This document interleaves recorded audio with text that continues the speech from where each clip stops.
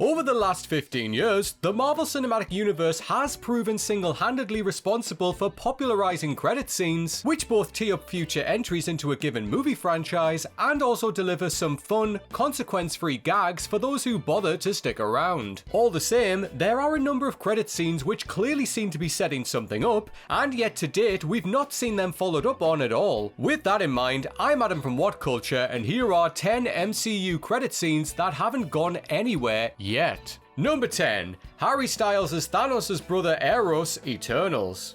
Eternals' head-scratcher of a mid-credit scene saw Thena, Makari, and Druig cross paths with Pip the Troll, who soon enough introduced them to Thanos' brother Eros, aka Star Fox, Harry Styles. Eros reveals that he knows where the other Eternals kidnapped by Arishem are, and he wants to help to get them back. Cut to black. The scene quickly became infamous upon release due to the undeniable stunt casting of Harry Styles in the role of Eros, but considering that he's playing Thanos' brother and offers a helping hand to the heroes, it felt like it was pointedly setting up future adventures featuring the character.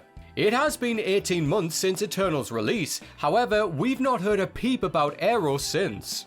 This may be in part due to Eternals underperforming both critically and commercially, yet last summer Kevin Feige nevertheless confirmed that there were future plans for both Eros and Pip, without elaborating further. Short of Eternals 2 actually happening, which seems incredibly unlikely, it's surely far more probable that the duo will show up as supporting players in someone else's movie or Disney Plus series. But to date, there's been no follow-up whatsoever. Number 9. MORDO hunts down sorcerers, Doctor Strange. The first Doctor Strange film ended with a credits tease so blatant that it seemed absolutely certain it'd be directly followed up in the sequel, but alas, it never happened.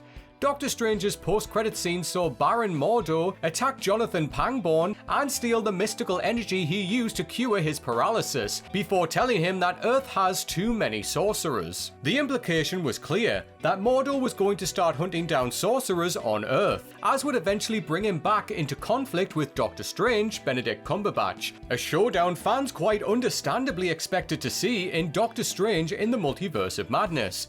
But in fact, the original version of Mordo from Earth 616 is nowhere to be seen in the sequel, with the Earth 838 variant instead making an appearance. Beyond Strange mentioning in passing that the 616 Mordo had made a few attempts on his life, he was basically a non-entity in the movie, much to many fans' disappointment. It later emerged, however, that 616 Mordo was originally supposed to appear in the film's opening scene, where he would attack Wanda, Elizabeth Olsen, and she would respond by decapitating him and later presenting his severed head to Strange. According to the filmmakers, it was cut because it slowed the opening sequence down and didn't have a place in the movie, leaving 616 Mordo in an awkward sort of limbo where his true fate remains unknown. Number 8. A mob confronts the Grandmaster, Thor Ragnarok. Thor Ragnarok ended with the Grandmaster, Jeff Goldblum, being defeated and his reign on Sakaar overthrown by the assembled revolutionaries. In the film's post-credits scene, we then saw Grandmaster emerge before his former subjects and insincerely praise them on their revolution before giving himself credit for stirring them to action. Finally, he calls the battle a tie, and we cut to black. Given the popularity of Jeff Goldblum's eccentric performance in Ragnarok, many understandably hoped to see him return in the sequel Thor: Love and Thunder, and though his casting was initially confirmed, he ultimately didn't show up. It was later revealed that Goldblum did shoot a small role in Love and Thunder, but it was cleaved from the final cut, and because Taika Waititi felt that the deleted scenes were deleted for a reason, he opted not to release the Grandmaster scene for home video. Number 7. ZHILAN becomes the Ten Rings leader, Shang-CHI and the Legend of the Ten Rings. Shang-CHI and the Legend of the Ten Rings tantalizingly post-credit scene revealed that, rather than dismantle the Ten Rings organization as she promised, Shang-Chi's, Simu Liu's sister Xialing, Mac Gargan, decided to install herself as its new leader and update its values, allowing women to openly train alongside men. A closing title card even read, "The Ten Rings will return," which seemingly suggested Xialing's leadership of the outfit would be further explored in a sequel. And while Shang-Chi 2 is in development, it hasn't got a hard release date yet. And with director Destin Daniel Cretton currently at work on 2025's Avengers: The Kang Destiny, it seems incredibly unlikely we'll see the Shang-Chi sequel materialize till at least 2027, and that's being optimistic. Number 6. Venom joins the MCU, Spider-Man No Way Home.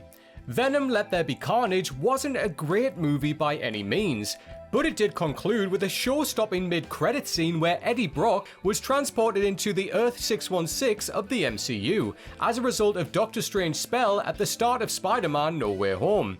It seemingly teased a future where Hardy's Venom and Tom Holland's Spider-Man could clash, yet this was categorically jettisoned in No Way Home's mid-credit scene barely 2 months later. In this scene, Brock is drinking at a bar while learning about Earth 616, when he's suddenly transported back to his own universe courtesy of Doctor Strange's final fixer-upper spell in No Way Home. However, the final shot shows that a tiny slither of the Venom symbiote was left behind, suggesting that while we won't get to see Hardy's Venom battle Holland's Spider-Man in the future, the Venom symbiote does now exist in the MCU. Number 5. The escaped frost monster, Thor: The Dark World. Thor: The Dark World is one of the MCU's most forgettable movies to date, and so it's fitting that most fans have forgotten about a certain monster-sized plot thread its post-credit scene left hanging almost a decade ago. The post-credit scene shows Thor reuniting with Jane Foster on Earth, before the scene shifts to reveal that the Frost Monster accidentally transported to London from Jotunheim during the movie's final battle and is still running around the city. Now, to be completely fair, this is hardly a major plot point that needs tying up. We can all just freely assume that Thor or S.H.I.E.L.D. dealt with the beast at some point. But all the same, it's a little odd that neither of the Thor sequels addressed it at all. Number 4. CLEA needs Doctor Strange's help, Doctor Strange in the Multiverse of Madness. Another spot of stunt casting now that left audiences more baffled than excited, with Charlize Theron's shock cameo in Doctor Strange in the Multiverse of Madness mid-credits scene. In the scene, Doctor Strange is walking down the street when he's approached by the sorceress CLEA, who informs him that his actions throughout the film have caused an incursion, and that she needs his help to fix it. At that moment, Strange forms a third eye on his forehead, and the pair head off to resolve the issue. As awesome as it should be to see an actress of Charlize Theron's caliber join the MCU, is there much confidence that anything will ever actually be done with her? Sure, it's only been a year since the Doctor Strange sequel came out, but would it shock anyone if this never actually amounted to anything at all due to scheduling conflicts or the writers simply not finding a place for CLEA in the MCU's ongoing story? Theron clearly stated that she doesn't know for sure whether the cameo will transpire into a major role, and if it doesn't, fans will presumably just be left to assume that Strange and CLEA fixed the incursion off screen, which would suck. Number 3. Dane Whitman receives the Ebony Blade, Eternals. Eternals strikes again, this time with the post-credit scene in which Dane Whitman, Kit Harington, opens a case containing the Ebony Blade, the signature weapon of his superhero alter ego from the comics, Black Knight. But before Whitman can touch the weapon, he hears a voice behind him which says, "Are you sure you're ready for that, Mr. Whitman?" And given that the voice belongs to Mahershala Ali, it's clear that Whitman was inevitably crossing paths with the MCU's iteration of Blade. Though Eternal 2's likely isn't happening, Whitman has a chance of showing up in the upcoming Blade movie, where we may see him wield the ebony sword for the first time as he begins his journey to become the Black Knight. Yet with production imminently set to begin on Blade for a late 2024 release, Kit Harington still hasn't been announced among the cast, and with a recent report claiming that Whitman's role has either been severely reduced or scrapped entirely during rewrites, it's looking a lot less certain. Basically, don't be surprised if Black Knight is another teased hero who never actually comes to pass in the MCU. Number 2. Adrian Toomes meets Mac Gargan, Spider-Man: Homecoming. Perhaps the single most infuriating and talked about credit scene that fans are still waiting to see addressed is the meeting between Adrian Toomes, aka Vulture, and Mac Gargan, aka Scorpion, in Spider-Man: Homecoming. In the film's mid-credit scene, an imprisoned Gargan approaches Toomes and mentions that he has some friends who would love to meet Spider-Man, while mentioning that he heard Toomes knows who Spider-Man is, a rumor that Toomes then denies. It was clear as day that this scene was teasing the formation of the Sinister Six to face off against Spidey in a sequel, but 6 years and 2 Spider-Man movies later, the MCU still hasn't circled back to it.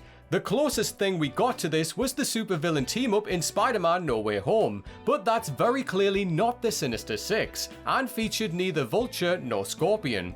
While we briefly saw TOOMES show up in Morbius, albeit in a totally confusing fashion, Gargan hasn't even been heard from since Homecoming. With a fourth Spider-Man movie currently in the early stages of development, we could see Kevin Feige finally pull the trigger on the Sinister Six somehow, and it'd certainly be long, long overdue.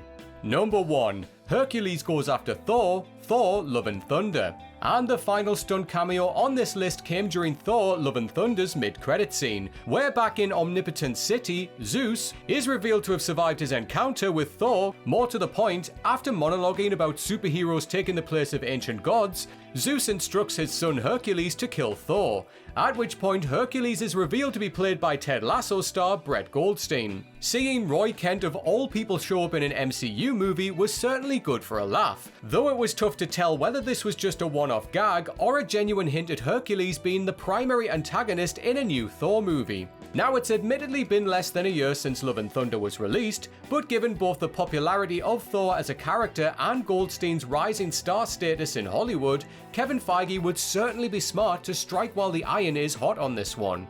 And there we have it, folks, our list of MCU credit scenes that haven't gone anywhere yet. But please do let us know in the comments section where you think any of these are going to go next. If you want to follow me on socials, I am at Strawn87 on Twitter and on Instagram. Come and say hello to me on there. Thank you for watching, everybody. I hope you enjoy the rest of your day, and until next time, take care.